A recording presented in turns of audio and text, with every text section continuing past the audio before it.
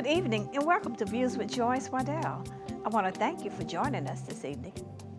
We're going to be talking about urban farming. Many years ago, in fact, in the 1950s, over half the jobs in North Carolina were agriculture. And as time moved on, we became more industrialized in this state, with industry moving down south, and it provided more jobs for us, jobs that were less dependent upon the land. But we still must eat, and we still must wear clothes, and we still must have housing. So agriculture has not completely gone out. It's still alive and well. So let's think about the urban farming and how urban farming is a little bit different and more controlled when it comes to temperature, crop growth, crop rotation than the old kind of farming. When you had the large fields, if you had a bad winter, if you had a storm or a tornado, oftentimes your crops could be completely destroyed. And if your crops were completely destroyed, then your money for that year, for eating, for your livelihood, for sustaining your family was gone. Urban farming is a concept. It's not very new, but it's not practiced very much in North Carolina, even in Charlotte. But it could be, and it could make a difference in how we eat, how we prepare our vegetables, and the things that are necessary to sustain us. So we had on an earlier program about urban farming, how urban farming really provided a venture for us to grow vegetables in smaller spaces, but to do the same thing. We didn't have to have large gardens, large fields. And in the 50s, it was a must. Every family had to have a garden, had to gather their vegetables and had to put them away, preserve them in jars for the winter. But let's look at what urban farming does and how it can have so many advantages for families to eat, have fresh vegetables and fruits, and sustain themselves. We had as our guest earlier someone who planted gardens throughout Charlotte, and we see this in the city with vacant land. We're able to obtain those plots of land to plant gardens, community gardens, so that the people in the community can eat, they can have fresh vegetables, fresh fruits, and sustain themselves. Not only that, it creates a lot of pride because these are the things that they've harvested, they've prepared, they've tilled the soil so that they could really enjoy the fruits of their labor. So it has a lot of pride as well in our community gardens. So let's talk about this urban garden and share with you some of the advantages, some of the techniques, and how it makes a difference in the food that we eat.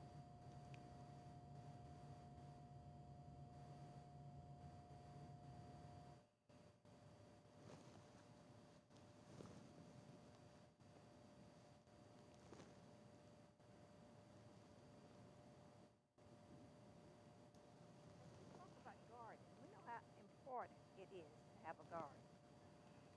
We know how important science and math is, and technology.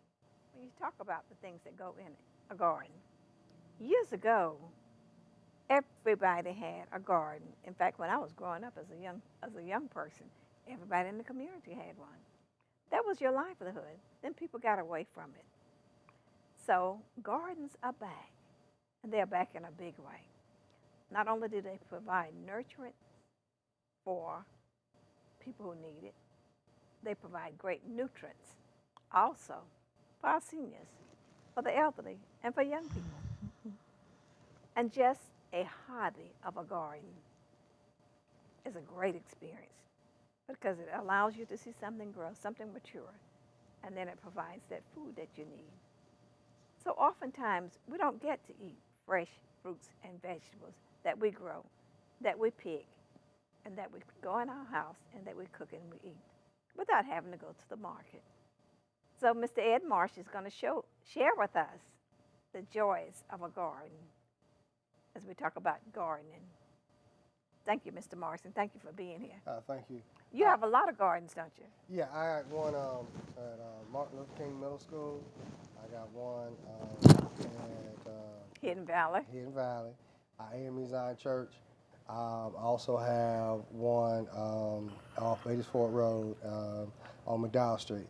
So what I've done is focus on a couple things with the community, different associations.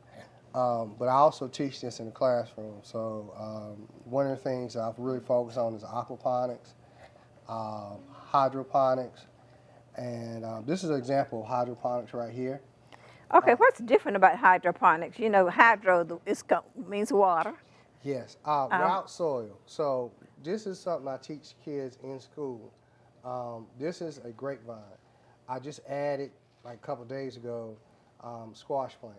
But this, I grew this. I thought that was squash. Yeah. This grows in the classroom, and I actually show them how to grow indoors. So if we're growing indoors, you don't necessarily need a garden like a patio. You can do it on the patio, but you can actually grow enough food to feed yourself in your own home. So this is a great. So that can feed one person, or can it feed an entire family in their home? Yeah. You mean summer, winter, through all the seasons, they can grow enough to feed themselves? Yes, if you do the right rotation. So this is a prime example. So this is a grapevine. So you can manipulate this. So I'm the only person in the United States that does this. You're the only person in the United States that can do this in a classroom. Yeah, and I'm gonna explain that a little bit better. Are you sure? Positive. What Well, happened? you would have to be in the Guinness Book of World Records then. Well, that's what I'm focusing on. That's what I'm focusing on. And I explain a little bit more about that. What happens is when we teach kids to grow things, we teach them in a classroom setting, but they usually do it in soil. There's not a program in Charlotte-Mecklenburg school system like a hydroponic program or aquaponic program. I'll get into that a little bit later. So what I did was I came into the school system as a substitute, took over for one of the teachers. I did it last year and this year too. And currently I'm at what they call Military and Global Leadership. It's off Griffin Street. And so I just put like a grapevine into the system, and I'm developing a way to produce grapes indoors. So where like when you go to the grocery store, you can just pick them off the vine. If you ever notice when you get grapes, they're already cut up, packaged. So I'm kind of manipulating things to where you can just move this around and be portable. And so you can actually go in and pick your grapes and all your food off the vine in a supermarket. Now, have you ever seen this done before? No. With someone with grapes inside? No. It's growing in the water. Yeah. And not touching any soil? No. I got some rocks at the bottom. But it's not touching any soil? No, it's just strictly water. The one thing, and you have to be a certain variety too. So what's happening is when they do this, that's usually in the ground for grapes. So that's how the wine vineyards, if you ever look at a wine vineyard, it's in the ground. They're starting to use different techniques. And I go over like the worms and things of that nature, the worm food. But to do it in this type of way where it constantly produces and you have to manipulate this in such a way that you can cover this to produce fruit, stop real fruit. It's not been done before. So I do a lot of experimentation in the classroom. Now, did you come up with this idea yourself? This is something that you developed? Yeah. Did you patent it so that nobody else takes it from you? Well, I'm going to go into that in a minute. Some of the designs are on the internet. Some things I do not patent. This is a patent-free idea to get the education of hydroponics into a system. into an educational system. They do them in some schools, but they mostly use lettuce. So, and I talk about recycling, reuse, um, and this is something that you find, a water jug. Put water in it, put plants in it, and I use an air pump, which is this right here. But now, will this work without an air pump? And It will work, but I try to induce a growth. So I teach kids how to induce growth. I got a YouTube channel. We got some kids that I work with. You can go to Urban Farmer. You can watch my television show, Urban Farmer Show. It comes on 4:30 every Thursday here on Access 21. And eventually, everything that we grow goes into farms. So when Dr. Joyce Waddell has a farm on McDonald Street. That's right. So when what the whole process was to teach kids in the classroom. Now I'm teaching. I'm doing elementary school right now, so I have a bunch of fourth graders. So a lot of them nowadays is strictly technology. They get on that iPad. They're in their own world. So if we introduce some things and put them in skits, it increases their learning. So right now, in Charlotte-Mecklenburg school system, we got EOG's testing coming on. They learn and retain more by touching, feeling, and by actually doing. Yeah, that's an old proverb that says, if you tell me, I forget. Yes. If you show me, Yeah. I might remember. Yeah. But if you allow me to do it, I have experience and knowledge for a lifetime. Exactly. So this is just this basic method teaches our kids, I can actually grow things. So if we have a big problem in this country about distributing good food, and that's just basic. The black deserts, as they say, in certain areas, they don't have access to food. And the corner grocery store. Yeah, and so even if you go to any where you get your grocery store, any grocery store, they're very limited in what they can offer you. So you can grow your own type of plants that you are familiar with, or if you're from a different country, they're not going to have those type of foods that you may want, but you can actually grow them. So this is one technique that I just developed. A lot of my stuff is patent free currently, and so this is a way to. But you've experimented with this before, and you are certain that this will grow. The grapes will be on these vines. Yes. They're not on there now, but you're certain that they will grow. Right. It had one stalk, and then it multiplied. One of the things is that I actually used testimony from kids. But if you go to any of my farms, you can actually see them. Now, if you grow this inside, how will they survive without sunlight? Photosynthesis. Okay. Well, there are two ways.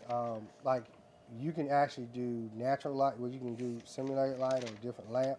But I had this in a window, and it had the light coming in through the window. So that's how it got the light. Yeah. Or else it wouldn't stay green. Yeah, it wouldn't stay green. Yeah. And I have a bunch of new growth. Now at Martin Luther King Middle School, I'm having to redo some things there because we have a muscadine plant, and this is pretty much a muscadine plant, and it's really overgrown. Is that alive? It's trying to grow. I'm gonna have to transplant this out to one of the farms, and it produces enough food to feed. It produces enough food to feed pretty much. I'll probably get maybe 3 or 4 buckets full of muscadines. And you can grow it inside. I can grow it inside too. I can use the same method here and then transplant it. So what I tell. But yeah. How do you know these are not dead? Oh, well, I'll explain for a minute. Okay. Because if they're not dead. Yeah. When you twist them like this, they will not break. If I bend this is gonna break. Yeah, it's gonna break. So I'm glad you mentioned that. So let me just kind of go into this a little bit more. When I take stuff, you can tell the soil. Well, this soil is hard.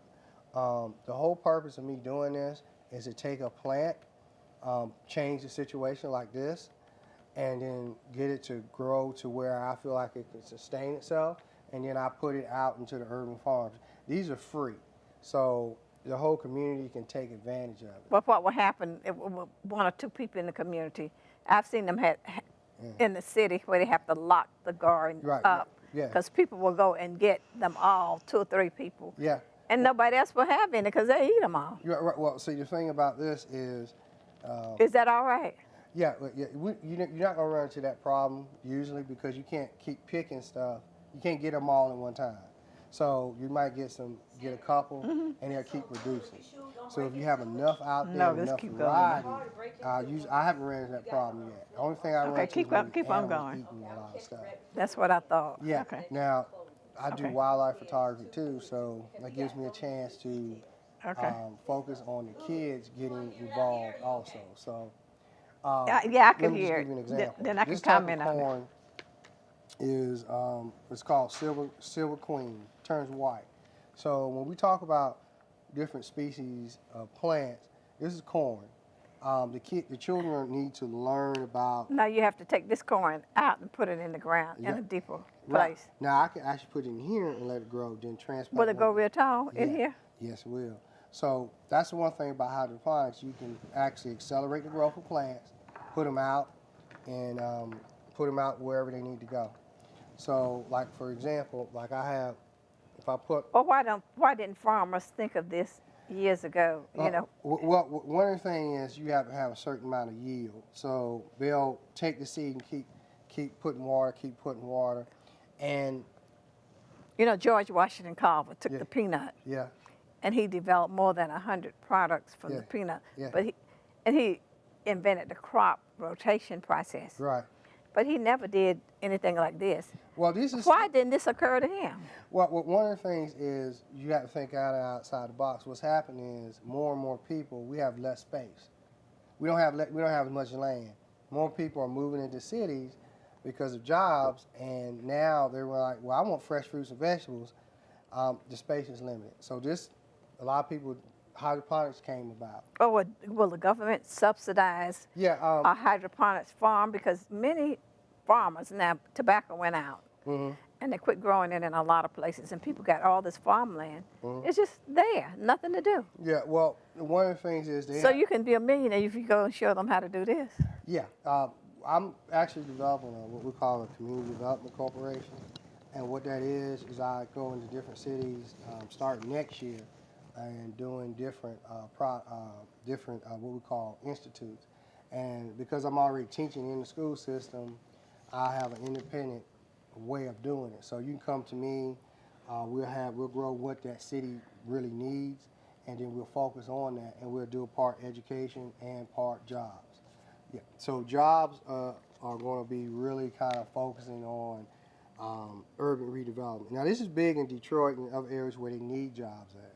So I mean, this can be a job. Hydroponics can be a job. yes, because you need people to grow these, you need people to harvest it, but you harvest it very differently. So instead of you It's a great big old barrel and Yeah. not small like this. You're right. Yeah. So instead of someone coming in, you go to work just like everybody else. You're indoors and you're just picking stuff off. You can actually, I'm developing right now a grocery store prototype. So you can actually go into the grocery store and pick straight off the vine. So that one's on the way. And that one's going to be patented. So you can go to the grocery store, walk in, and eat right off the vine. So Eat right off the vine. and for free. It ain't for free, but I mean, whatever they charge. So I'll have this set up for pretty much like what we call, and another thing I'm doing is what we call a mobile farmer's market. So everything is what you pick off. You don't harvest. We don't harvest. We bring the plants in, and you pick it off, and you eat from the off there. You can't get any fresher than that. So this particular program I'm already doing in one of the schools here in Charlotte-Mecklenburg school system. But like this, bell peppers. People grow these in pots already. But the one thing that most... And how many peppers will this yield? Okay, I could probably get maybe 4 or 5. 4 or 5. Is that enough to last you a year? No. But what I can do is I can continue to grow. So let's say I could probably get 12 of these. Right. The roots. Yeah, the roots, yeah. They're crowded in here. Right, but I would put in something similar to this. So let me give you an example. I might do 10 or 12 here, and Will this be outside? Sometimes yes. This. I can do it. I have a system of doing this outside. So this would be covered, and you would just see the top. This would be underground, by the way. So I have an underground system I can develop. Oh. So you just see this. You'll hear it. But see, in the It'll system, be in a huge barrel on yeah, the ground. Yeah, everything would be on the ground, and you would just see this. And but it'd be enclosed, maybe like in a greenhouse. Now, one of the other things that I'm doing, I would use this would be my seed plant. So I'll grow these just for seeds. Now, peppers are, a lot of people use them for different types of things, seasoning, hot sauce, what have you. Salads. Salad, yeah. And some people make pepper jelly out of it.